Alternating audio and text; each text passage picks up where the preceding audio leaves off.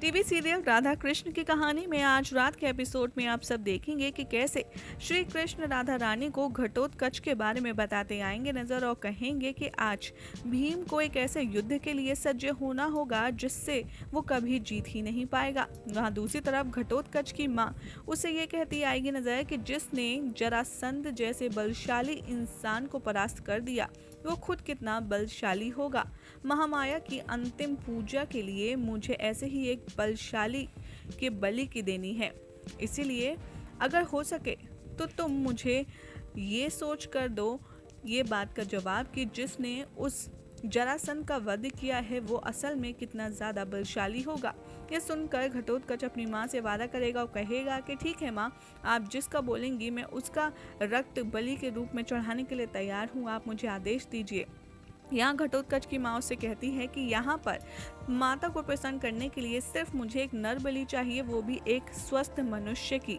वहाँ दूसरी तरफ आप देखेंगे कि राधा कृष्ण घने जंगल में जा रहे होंगे, जहाँ राधा कृष्ण से कहती आएंगे नजर कि कृष्ण ये वन तो कितना ज्यादा घना है। कृष्ण राधा से पूछेंगे क्यों, तुम्हें डर लग रहा है क्या? राधा रानी कृष्ण की तरफ देखेंगे और कहेंगी नहीं, मुझे डर क्यों लगेगा भला, जब तुम मेरे साथ हो तो उल्टा मुझे तो प्रसन्नता हो रही है कि हम दोनों भीम की मदद करने के लिए आज यहाँ पर आए हैं।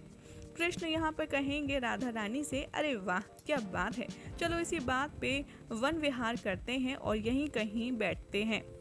राधा काफी ज्यादा सरप्राइज हो जाएंगी कृष्ण की बात सुनकर, कहेंगी कि ये क्या कृष्ण, क्या कह रहे हो तुम? हम तो यहाँ पर भीम की मदद करने के लिए आए थे ना, और अब तुम वन विहार की बात कर रहे हो, कहीं तुम्हारी मति तो नहीं मारी गई? आखिर तुम जाओगे या नहीं भीम को बचाने, या फिर यहीं बैठे रहोगे?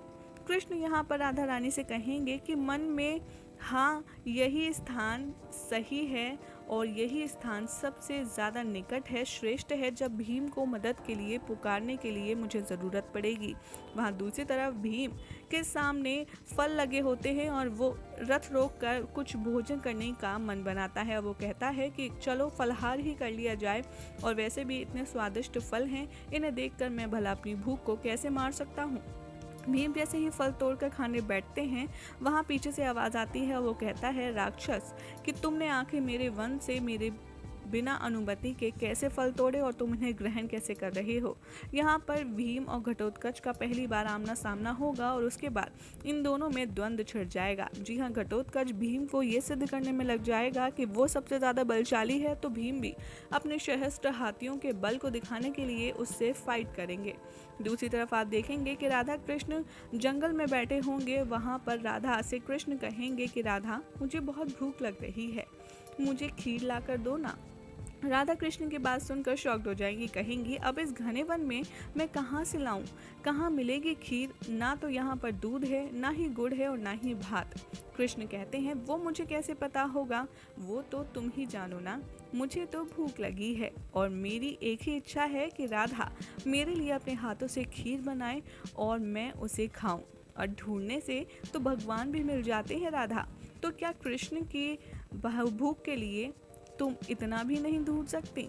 यहाँ पर कृष्ण को ऐसे देखकर बहुत ज़्यादा राधा टेंशन में आ जाएंगी कि मेरे कृष्ण को भूख लगी है, लेकिन वो काफ़ी ज़्यादा परेशान इसलिए भी होंगी क्योंकि ना तो यहाँ पर कोई सामग्री है खीर बनाने की, तो वो कृष्ण को खीर बनाकर आके खिलाएं तो कैसे खिलाएं। वहाँ दूसरी तरफ आप देखेंगे कि कृष्ण राधा को इंसिस्ट करेंगे और राधा रानी कहेंगी कि ठीक है, अभिनय करना बंद करो, करती हूँ मैं कुछ। विचित्र बहाने हैं वैसे तुम्हारे भी, यशोदा मैया ने तुम्हें अच्छी तरह बिगाड़ कर छोड़ा है। तुम्हें इस घने वन में अपनी बात मनवाने की क्या जिद चढ़ी है कृष्ण? यहाँ पर कृष्ण कहते हैं कि अब कैसे कहूँ राधा, तुम्हें अन्न खाने के लिए नहीं बल्कि तुम्हें सताने में मुझे बड़ा मजा आता है। राधा जैसे ही कृष्ण के लिए खीर का इंतजाम करने के लिए उठ रही होंगी, वो सुन लेती हैं और कहती हैं क्या कुछ कहा तुमने? तो कृष्ण यहाँ पर राधा को ये कहते आएंगे नजर कि नहीं नहीं, मैं तो बस ये कह रहा हूँ कि मैं इतना ज़्यादा भूखा हूँ तो तुम यहाँ पर खड़ी खड़ी इधर उधर सोच रही हो। कृष्ण की ये बात सुनकर राधा रानी कहेंगी कि अगर मैं चावल का गुड़ का इंतजाम करती हूँ तो तुम जाकर दूध क्यों नहीं लाते। तो कृष्ण कहेंगे यहाँ पर राधा से कि एक तो मैं भूखा हूँ और ऊपर से तुम एक भूखे व्यक्ति को वन में इधर उधर घुमवाओगी, वो भी सामान यानी कि खीर की सामग्री खोजने के लिए। ये तो बहुत गलत बात हुई ना। राधा रानी यहाँ समझ जाती हैं अपने कृष्ण की अटकेलियाँ। वो कहती हैं अच्छा बाबा ठीक है, तुम यहाँ पर बैठकर थोड़ा इंतज़ार करो, मैं कुछ प्रबंध करके लाती हूँ। यहाँ पर आप देखेंगे कि राधा जैसे ही मुड़ेगी वापस जाने के लिए, वो सोचेगी कि आखिर इस घने वन में मुझे कहाँ से तो कुछ सामग्री मिलेगी, कहाँ से मैं दूध लाऊंगी, कहाँ से गुड़। और यही सोचते सोचते वो वहाँ से चली जाएंगी। फिर आप देखेंगे कि कृष्ण राधा के पीछे से ये कहेंगे कि राधा तुम शायद भूल गई हो, लेकिन बात अक्सर बदला लेती है।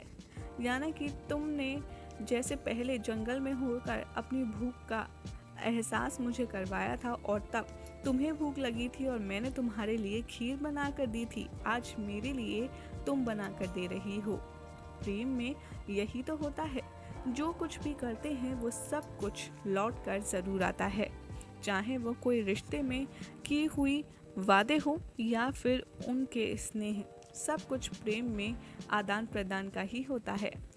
वहाँ आप दूसरी तरफ देखेंगे कि राधा रानी घने जंगल में इधर उधर देख रही होंगी कि उन्हें कुछ दूध मिल जाए या फिर कोई ऐसा मिल जाए जिससे वो ये सारी सामग्री जुटा पाएं। लेकिन तभी वहाँ पर चमत्कार होगा और श्री कृष्ण की कृपा से वहाँ पर बहुत सारी गाय दिख जाएंगी। राधा उन गाय को देखकर काफ़ी ज़्यादा खुश हो जाएगी और सोचेगी कि अरे इतने घने जंगल में इतनी सारी गाय माता आखिर कैसे। लेकिन यहाँ पर गाय माता के पास जाकर वो हाथ जोड़ कर कहती हैं कि गाय माता आप मेरे कृष्ण की प्रिय हैं और कृष्ण बहुत भूखा है, अगर आपकी अनुमति हो तो क्या आप मुझे अपना थोड़ा सा दूध दे सकती हैं। यहाँ पर गाय माता सर हिलाकर राधा रानी को हाँ कह देती हैं और राधा रानी भी बड़ी ही खुशी खुशी अपने घड़े में दूध इकट्ठा कर लेती हैं। दूसरी तरफ आप देखेंगे कि दूध के बाद राधा को टेंशन होती है चावल के लिए खीर की, जिससे वो भात बनाएंगी। लेकिन जैसे ही राधा दूसरी तरफ देखती हैं, वो सामने पाती हैं कि बहुत बड़ा खेत होता है धान का, जहाँ पर कोई नहीं होता दूर दूर तक, और ये भी श्री कृष्ण की कृपा से ही होता है। राधा रानी को फिर आश्चर्य होता है, लेकिन वो अपनी सोच को परे रख कर वहाँ से कुछ धान तोड़ती हैं और वहाँ से गेहूँ छानती हैं, साफ करती हैं, उसे अपने हाथ से पीसती हैं और कृष्ण के लिए स्वच्छ गेहूँ यानी कि चावल ले आती हैं, जिससे वो खीर बना पाएंगी। उधर राधा रानी कृष्ण के लिए सारी खीर सामग्री जुटा रही होती हैं, तो दूसरी तरफ कृष्ण एक एक करके अपनी पुरानी बातों से राधा रानी के प्रेजेंट के कामों को रिलेट करते हैं कि कैसे जब जंगल में राधा को भूख लगी थी तब कृष्ण ने अपने हाथ से ऐसे ही कहीं से दूध इकट्ठा किया था, कहीं से चावल इकट्ठे किए थे और उसके बाद खीर बनाई थी और कैसे राधा ने बड़ी ही प्रेम से वो खाई थी। उसके बाद आप देखेंगे कि श्री राधा रानी सारा सामग्री जुटा करके वापस आएंगी कृष्ण के पास और उससे कहेंगी कि चलो कृष्ण, अब मैं तुम्हारे लिए खीर तो बना देती हूँ, लेकिन तुम ज़्यादा कोई उम्मीद मत रखना, क्योंकि यहाँ मिठास का प्रबंध अभी नहीं हो पाया है, तो खीर थोड़ी फीकी ही बनेगी। लेकिन अब उसके बाद खीर का आखिर कैसी होगी, कैसा होगा खीर का स्वाद, ये हम आपको बताएंगे अपनी अंक रिपोर्ट में।